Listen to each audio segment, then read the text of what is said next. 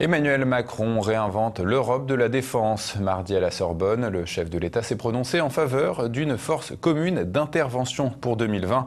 Un énième effet d'annonce alors que celle-ci existe déjà.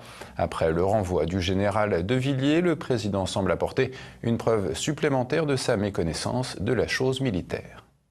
L'Europe seule peut nous donner une capacité d'action dans le monde. Voici comment le président Macron a tenté mardi d'endosser son costume de chef des armées en proposant une initiative européenne d'intervention.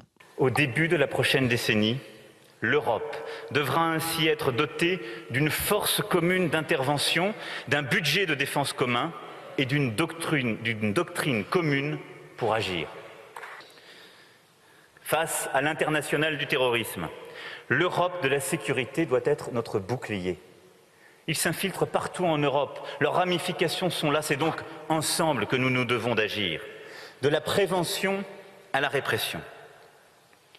C'est pourquoi nous devons aussi instituer un parquet européen contre la criminalité organisée et le terrorisme, au-delà des compétences actuelles qui viennent d'être établies. Une force commune d'intervention, un budget commun et une doctrine pour agir, des paroles pleines d'ambition, sauf que tout cela existe déjà.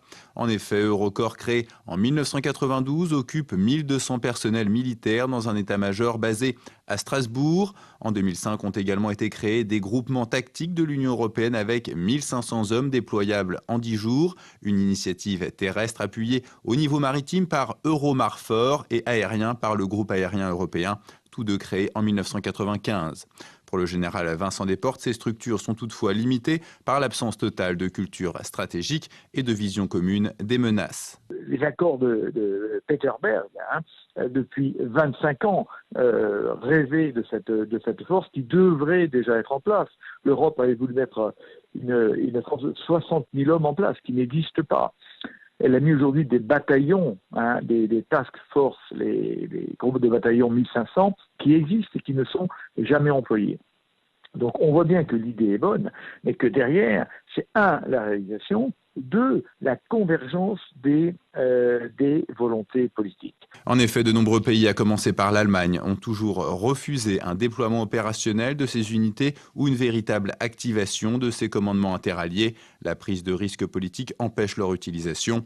Preuve, selon le général Desportes, que le président n'a pas une connaissance suffisante de la chose militaire. On sent bien dans les rapports globaux que le président Macron a avec les armées une certaine méconnaissance de ce qu'est la chose militaire. La première preuve en a été bien sûr la crise du 13 juillet dernier, dans laquelle il a commis une faute politique grave essentiellement par méconnaissance de ce que sont les armées et les militaires. Bon, on voit bien qu'on a une méconnaissance assez profonde de toute cette nouvelle génération qui vient aux affaires de ce qu'est la chose militaire. Le discours du président Macron à l'image de l'annonce de son grand plan d'investissement de 57 milliards d'euros n'est donc qu'un nouveau coup de com' de plus sans avenir. Seul point positif des annonces du président, la volonté affichée de prendre ses responsabilités en matière de défense.